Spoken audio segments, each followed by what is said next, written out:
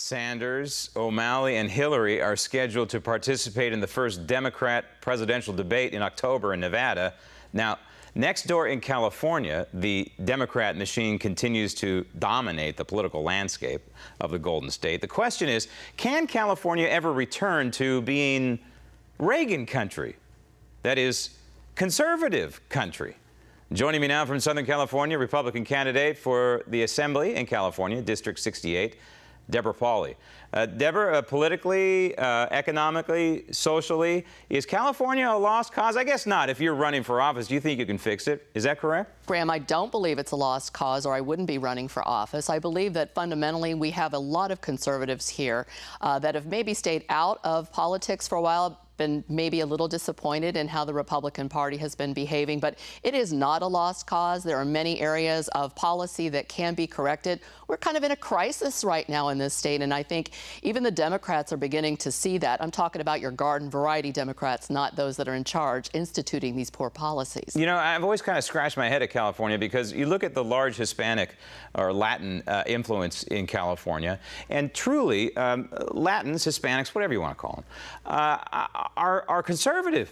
I mean, if you look at things that they stand for as a culture, as a subculture, if you will, you know, religion, mostly anti-abortion, conservative family values, it's always astounded me why the Republican Party hasn't been able to be attractive to Hispanics in the state of California. Do you think that can be done? Absolutely can. It's kind of interesting that you would bring that up. This Saturday morning, I was in the city of Orange in front of Planned Parenthood, where there were well over 1,000 people protesting Planned Parenthood and demanding that our government officials defund it. And most of those people that were there, out there with us, were in fact Hispanic. They were speaking Spanish. They were standing together in little circles, praying the rosary for the sake of these unborn babies. But, you know, when we talk about illegal immigration or illegal aliens or however you want to call them, it's not just the Hispanic community that we're talking about.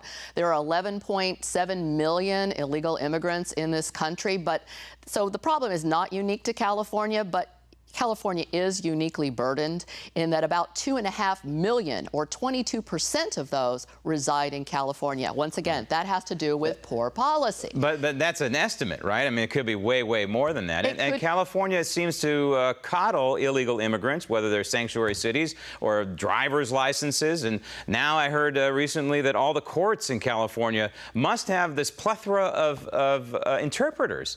I mean, all this stuff, this is what's going to drive California into bankruptcy, is it not? All this crazy legislation.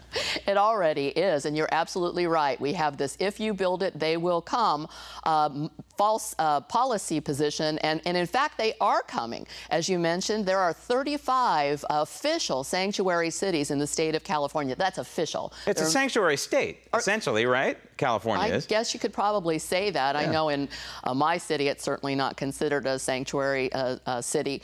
There are many cities that do abide by the rule of law, but it is a real burden. It's a burden to our transportation system. It's a burden to our hospitals. It's a burden to our schools, and now to our DMV, as you've talked about. Right. We have now, the governor just hired 900 new employees to staff the DMV so that we can begin giving driver's licenses to illegal immigrants. That'll be about 1.5 million people they expect to give driver's licenses to over the next 3 years, and they're spending over $150 million over cost recovery to do that. It's absolutely crazy. It's expensive. I mean, this is nuts. But you're being attacked, not necessarily from the Democrat side, but you're being attacked from the right, maybe people in your own party, in the Republican Party? Well, the Democrats aren't real thrilled about me either, but I expect that.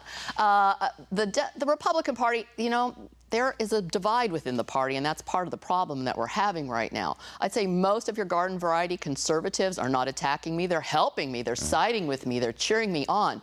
We have another portion of Republicans that I would call crony capitalists, and they believe being pro-business means that you should be giving taxpayer giveaways and special treats to businesses. To me, it doesn't matter whether your special interest happens to be a business or your special interest happens to be a union. Those in the middle are the ones that are being hurt by these kinds of policies. So I think that's where we're having a problem. So we're out of time, but I want to ask you, do you identify yourself with Ronald Reagan? Absolutely. He was the first president I was able to vote for. Do you think that he could ever get elected in the Golden State? Yes, I do. Right now? Or it would take a little bit of work?